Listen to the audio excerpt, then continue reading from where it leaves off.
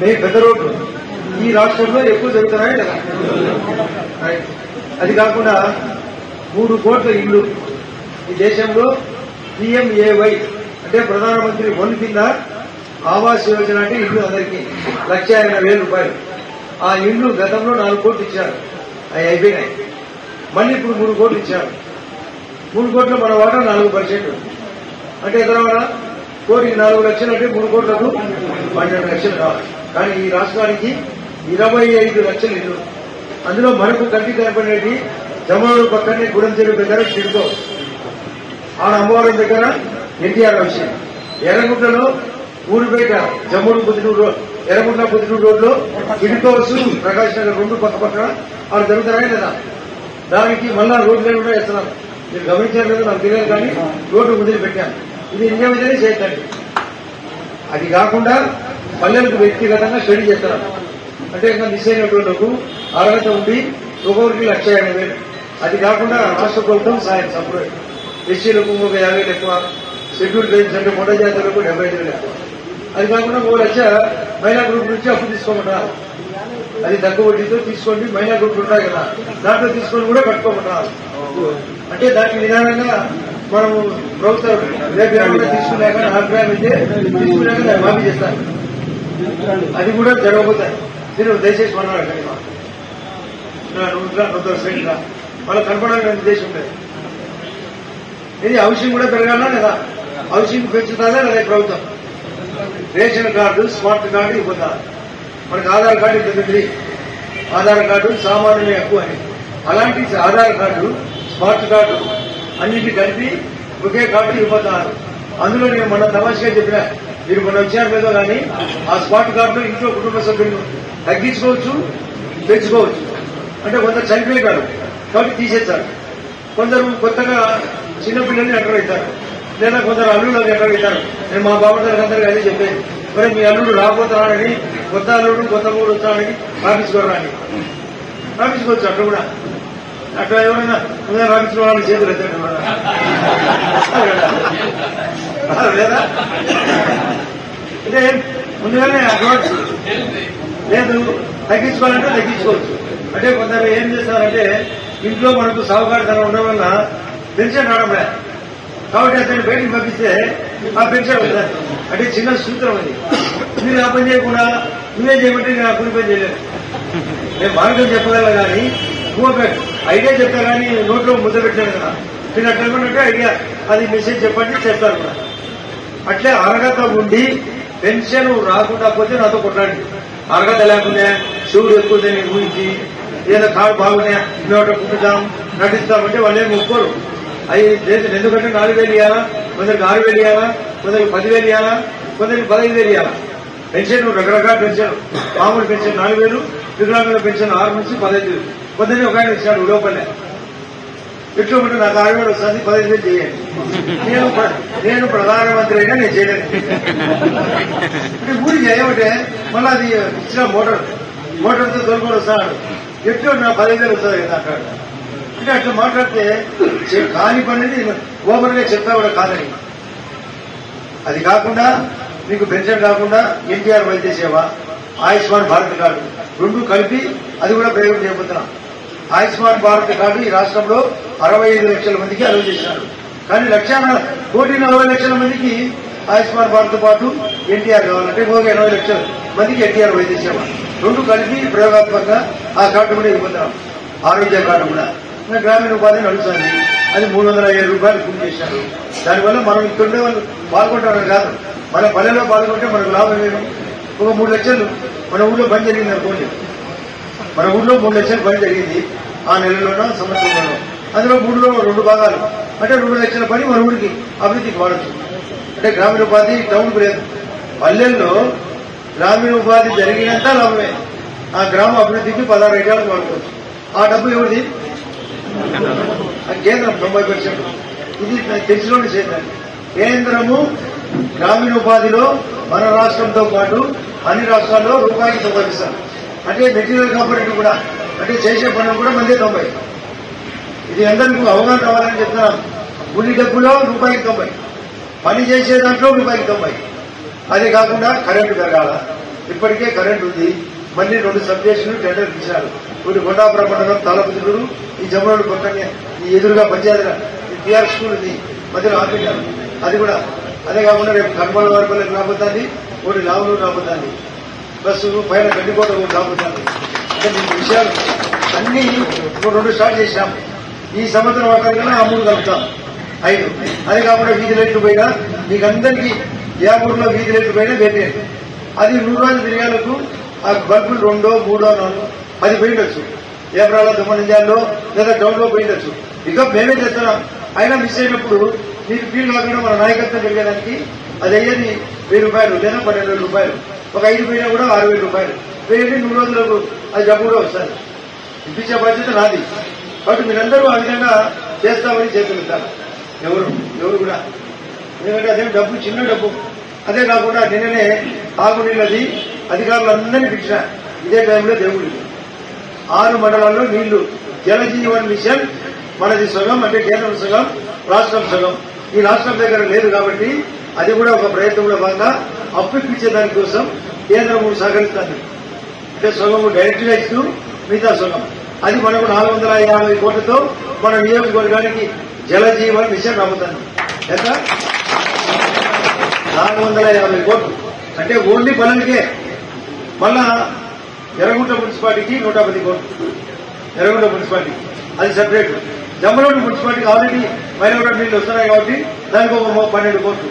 అవి కూడా ఏప్రిల్ ఈ నెలలో కానీ మే నెలలో పనులే టెండర్ పిచ్చబోతున్నాం.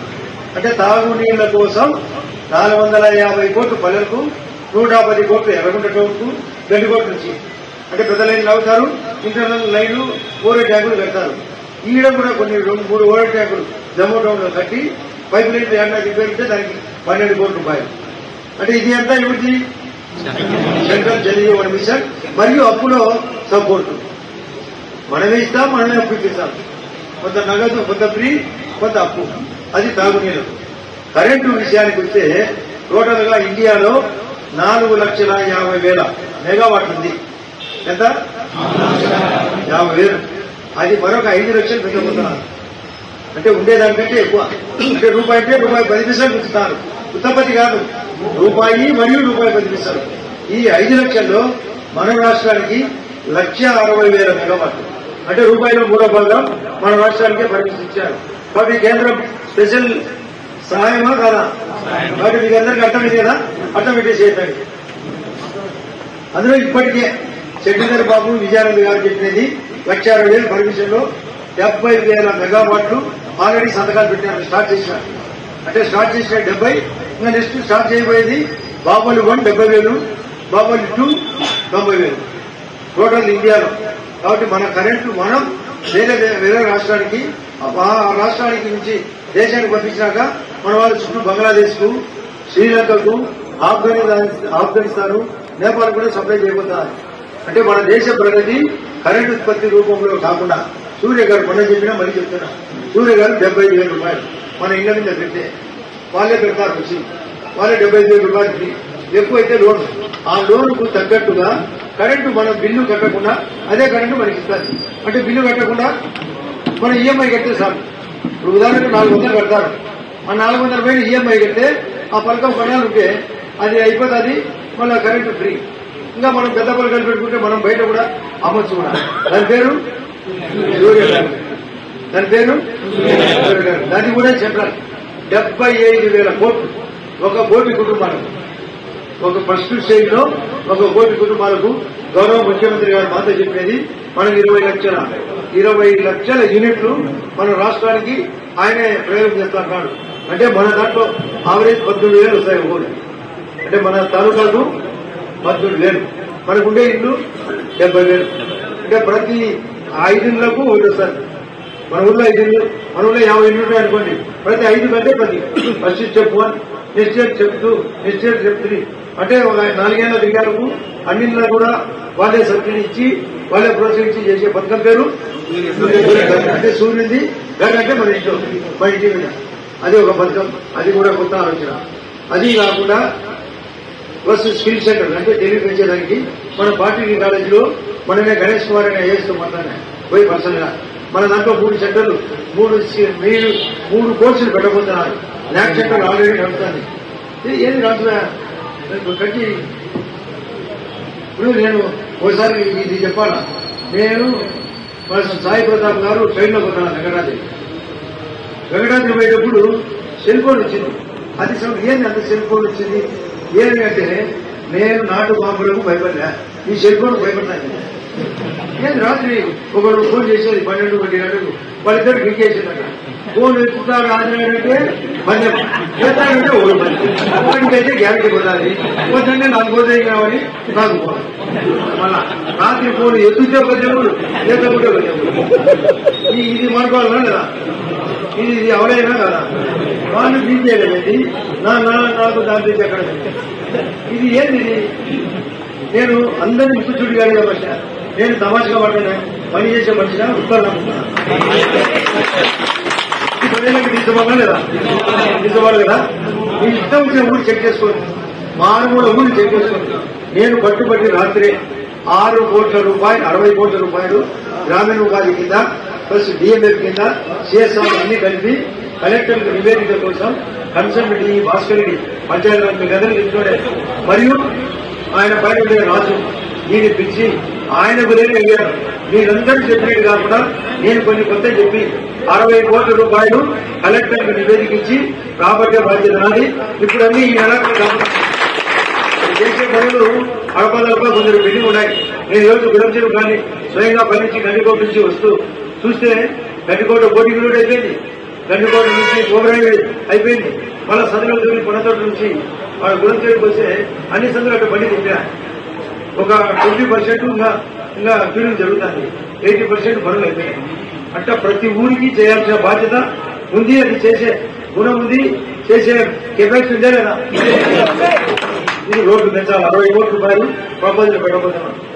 అంటే మున్సిపాలిటీ సపరేట్ మళ్ళా ఇది ఓన్లీ పల్లెలకు మాత్రమే. అందులో గ్రావిటీలు ఉన్నాయి, అందులో 100కు పైగా గ్రావిటీలు ఉంటాయి. ఈ 60 కోట్లలో 100కు పైగా గ్రావిటీలు ఉంటాయి. సపరేట్ గా నేను మున్సిపాలిటీ కూడా అడ్వాన్స్ గా ఎర్రగుంట కానీ లేదా జమ్ముడు కానీ పిలిపించాను. ఇది కూడా పూర్తి స్థాయిలో ఉండాలి. అంటే అభివృద్ధి అంటే ఇల్లు ఉండాలా, కరెంట్ ఉండాలా, తాగునీళ్ళు ఉండాలా, ప్లస్ గ్యాస్ ఉండాలా. Gas cylinder government central government Ujjwala scheme కింద ప్రతి ఒక్కరికి ఇప్పించడం అంతకుముందే నేను ఇప్పించాను.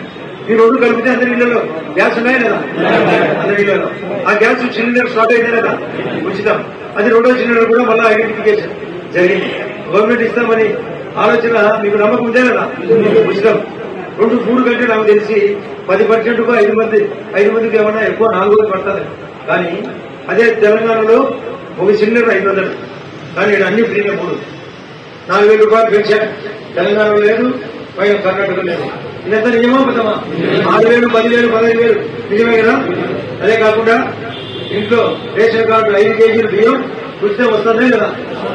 రేపు స్కూల్ తెప్పించాలే గౌరవ నాదేళ్ల గారు చెప్పిన మాట, సన్న బియ్యం మీ హాస్టల్ అంటే వీళ్ళు ఉండే హాస్టల్ లేదా టౌన్ లో ఉండే హాస్టల్ కాకుండా ప్లస్ హాస్టళ్లకు మరియు మధ్యాహ్నం భోజనం పెట్టేదానికి స్కూళ్ళలో అన్ని స్కూళ్లలో మధ్యాహ్నం భోజనం అంగన్వాడికి ఉంది, చిన్నపిల్లలకు యూపీ స్కూల్కి ఉంది, ఇంకా చిన్నపిల్లలకు ఎలిమెంటరీ స్కూల్కి ఉంది, హై స్కూల్కి ఉంది, ఇంటర్మీడియట్ కూడా ఉంది.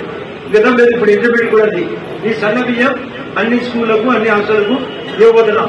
ఇది నమ్మకం ఉందే కదా. అప్పటి వద్దులేండి సార్, చేస్తేనే సులభం కర్ణాటక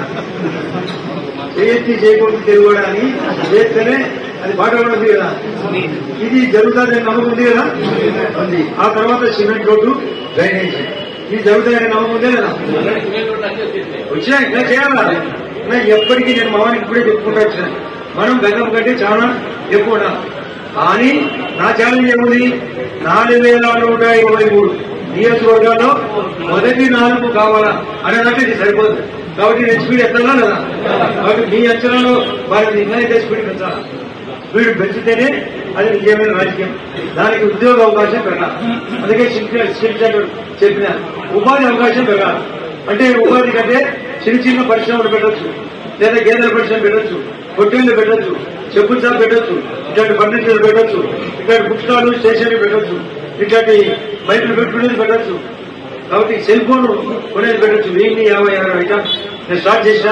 ఒక 11 మందికి ఇప్పుడు ట్రైల్ వేసాము. అందరికీ 10వ తేదీ నాడు ఈ రోజు అయిపోయింది. మన సెలవు కాబట్టి రేపు ఉన్నాడు. ముందు ఆ 10 మందికి అయిపోయి చేసి వాళ్ళని స్కూలప్ చేసి అన్ని ఊళ్ళకు పంపిస్తారు. అందులో బాగా 1057 ఎకరాలకు పిఎం ఈజీ బిజినెస్ ఉంది. ప్రధానమంత్రి ఎంప్లాయ్మెంట్ జనరేషన్ ప్రోగ్రామ్. చెప్పండి, పిఎం ఈజీ పెట్టే జనరేషన్ ప్రోగ్రామ్. ఆ ప్రోగ్రామ్ లో 1057 ఎకరాలు ఉన్నాయి. అంటే ఏది లేదే లేదు, ప్రతి ఐటమ్ ఉంది దాంట్లో. మొక్కలు తెచ్చి అమ్ముకునేది కూడా ఉంది, ప్లస్ బ్యాండ్లు అమ్ముకునేది ఉంది. అంటే మన కంటి కనిపెట్టేది చెప్తాను. బట్టల పరిశ్రమ ఉంది, చీరల పరిశ్రమ అనేది, చెప్పుల పరిశ్రమ అనేది, సెల్ ఫోన్ పరిశ్రమ అనేది, పెళ్ల పరిశ్రమ అనేది, ఏదైనా ఉంది.